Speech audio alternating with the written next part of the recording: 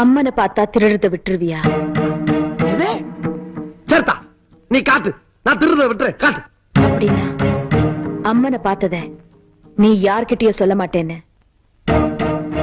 சத்தியம் பண்ணு. அவளை போட்டா இருக்கியா நீ?